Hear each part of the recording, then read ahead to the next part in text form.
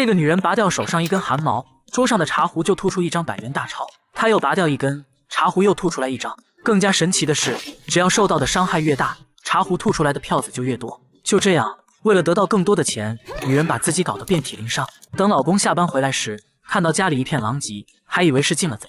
看到老公后，女人突然想到了什么，她照着老公脸上就来了一个大耳光。果然茶壶里又出现了几张票子。没等老公搞清楚状况，一记电炮又直中他的要害，无数的票子从茶壶里喷涌而出。接下来的日子里，夫妻俩开始了各种各样的造钱计划。他们把手放在炉火上烤，女人去美容店做了个全身脱毛，男人坚持不打麻要拔掉6颗利氏牙。总之什么能让自己受伤他们就做什么。虽然身体受到疼痛之苦，但两个人也步入到人生巅峰，购豪车，买珠宝。没过几天，两人就搬进了一栋大别墅，过起了纸醉金迷的生活。这天，一个陌生的中国男人登门拜访，他说茶壶是个不祥之物，劝他们主动交出来，否则后果不堪设想。刚过上幸福生活的小两口怎会相信这种鬼话，直接把男人轰了出去。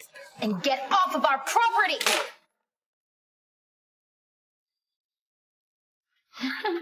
We buy Girl Scout cookies once.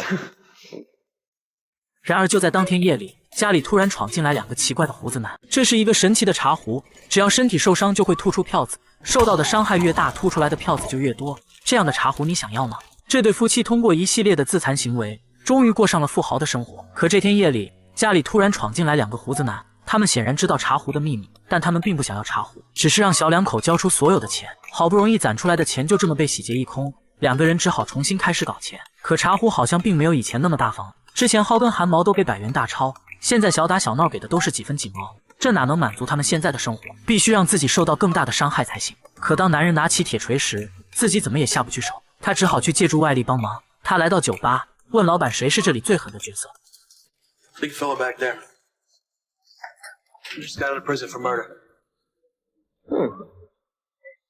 Two whiskey shots, please. 2杯白酒下肚，男人直接上去问候了壮汉的全家，结果当然不出意外，被壮汉狠狠地揍了一顿。茶壶也如愿吐出来不少票子，可这也不是长久之计，这么下去只怕是有命赚没命花了。男人决定还是去找份稳定的工作，可事情马上就出现了转机。这天，女人坐在公园的长椅上，身边一个人从滑板上摔了下来，没想到茶壶里竟然冒出来新的票子，她一下就意识到，原来身边别的人受伤，茶壶也能吐出钱来，这下还找什么工作？两人的行程被安排得满满当当，上午去看拳击比赛，下午去看大哥纹身，晚上站在产房门口给产妇加油打气。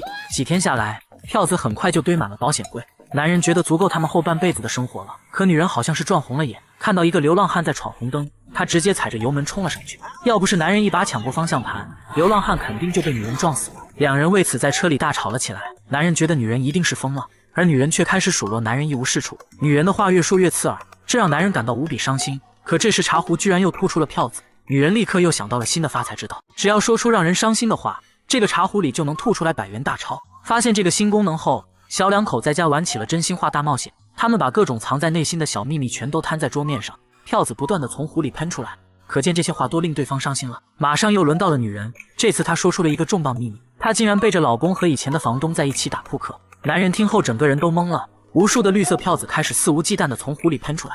两人一看这也不是办法，这样互相伤害下去的话，早晚他们也要分道扬镳。于是他们打起了身边朋友的主意，把好兄弟好闺蜜的那些小秘密全都说了出来，拆散了一对又一对。在得到了更多票子的同时，他们身边也没有了朋友。这时那个中国男人再次找到了他们，可被金钱冲昏头脑的女人根本不听劝告，她决定去干一票大的再收手，外面的坏人那么多，解决掉一个就够了。就在两人挖坑准备时，男人终于幡然醒悟，他意识到自己竟然不知不觉地成为了杀人犯。他觉得女人一定是入魔了。为了唤醒女人的理智，男人抱着茶壶从楼上跳了下去。女人惊慌失措地急忙跑到楼下，好在楼层不高，男人并没有大碍。眼看自己的生活就要支离破碎，女人终于同意把茶壶交给那个中国男人。几天后，中国男人出现在一艘轮船上，他捧起茶壶缓缓伸向大海，然后两手一松，茶壶被沉入了海底。不知道下一个得到茶壶的人是谁？你希望是你吗？这是一部挺烂的美国电影，听听解说就行了，没必要去看原片。好了，我是力哥，我们下期再见。